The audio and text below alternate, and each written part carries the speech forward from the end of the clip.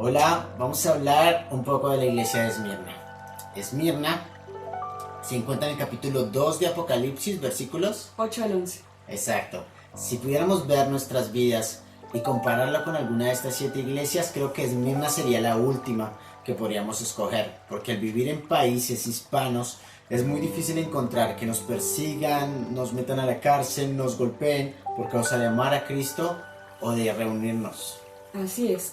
Esmirna es la tercera ciudad con más población en Turquía, donde un pequeño porcentaje son cristianos, el resto, un 99%, son musulmanes. Esta ciudad fue fundada 1000 años antes de Cristo y unos siglos antes destruida. Más adelante fue reconstruida nuevamente, entonces estamos hablando de una ciudad que tiene 3000 años de antigüedad. Así es, esta era una ciudad patriótica con mucha cultura y tenían algo, ellos amaban y rendían mucho honor a Roma, ¿sí? También veneraban a sus diosas y llegaron a ser tan leales al César que lo consideraban un dios. Esta era una dificultad para el cristianismo. ¿Por qué? Porque al llegar el cristianismo a Esmirna, ellos no iban a permitir que alguien les cambiara su forma de pensar, el culto que hacían a sus dioses, o que llegaran a decir que habían un Dios diferente al que ellos tenían. En Apocalipsis 2:9, Jesús le dice a la iglesia de Esmirna: yo conozco tu sufrimiento y tu pobreza, sin embargo, eres rico. Exacto, pero vamos a enfatizar un poco más en este sufrimiento. ¿Por qué era tan sufrida la iglesia de Esmirna? Porque vivía en una ciudad llena de romanos y judíos, y ninguno de estos dos los toleraba. Por un lado, los romanos decían que ellos no eran muy patrióticos, aunque respetaban la ley, oraban por el gobierno y eran buenos ciudadanos, no se postraban a adorar al César, solamente a Jesús, y esto era algo que a ellos no les agradaba. Pero la razón principal por que sufrían los cristianos era por causa de los judíos. Ellos, así como existe un antisemitismo, que es un odio hacia los judíos, en ese tiempo había un odio especial de los judíos hacia los cristianos. Un ejemplo de esto era Pablo. Pablo fue apedreado, fue llevado varias veces a la prisión, fue golpeado por causa de los judíos. Entonces imagínate lo que era vivir en Esmirna, ¿sí? Una ciudad llena de judíos. Ellos tenían un permiso especial que les permitía no adorar al César. Al llegar los cristianos a este lugar, dijeron como: ¿qué peligro tenemos? Ellos nos van a hacer quitar este privilegio. Así que deciden entregar a los cristianos con esta razón: ellos no te adoran, César. Dentro de los sufrimientos que padecía la iglesia de Esmirna estaban la pobreza económica, que la gente los odiaba, inventaban chismes de ellos. Eran pobres y no tenían para comer. Recibían abuso físico y verbal. Les decían inmorales. Los veían como caníbales al participar de la Santa Cena, del cuerpo y de la sangre de Cristo. Los acusaban de tener orgías en sus fiestas. Por todas estas falsas acusaciones, los ciudadanos de Esmirna los odiaban y los rechazaban. Y a pesar de todo esto, ellos seguían perseverando en ese amor ferviente por Cristo. Y era una iglesia dispuesta no solo a vivir, sino que a morir por su causa como mártires. Así es, uno de los mártires que más conocemos en este tiempo fue Policarpo. Policarpo fue llevado a la hoguera a la edad de 86 años y antes de ir le dicen que niegue lo que creía. Él dice: Dios nunca me ha hecho nada malo, yo tampoco lo haré por él.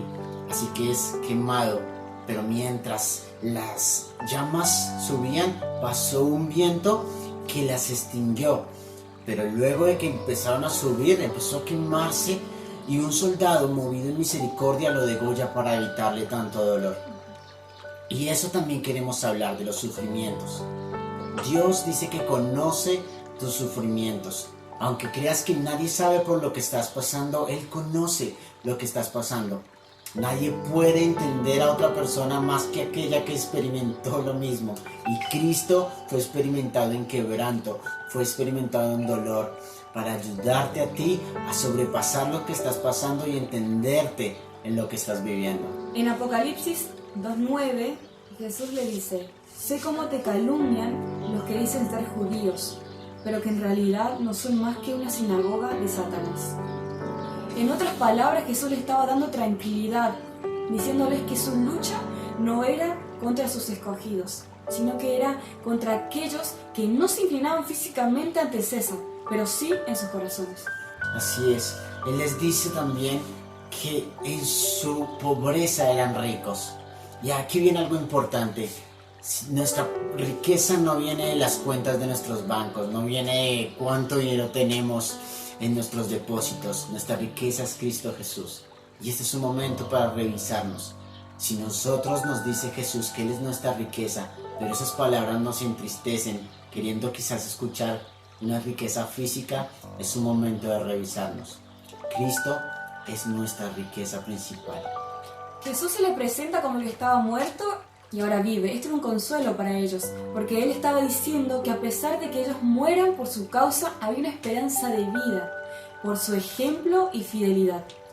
También les dice que fueran fieles hasta la muerte y les daría la corona de vida. Exacto. Esmirna tenía un estadio enorme, ¿sí? Donde se celebraban juegos muy importantes, como los Juegos Olímpicos.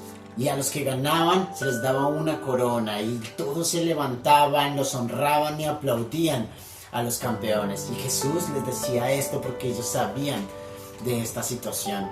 Él en la arena venidera les iba a dar una corona y todos nos levantaremos y aplaudiremos por ser mártires y luchar hasta el final. Así que como conclusión podríamos ver tres cosas. La primera es saber que así murmuren contra nosotros, así hablen mentiras, así nos hagan daño aún los hermanos de la iglesia, porque suele pasar.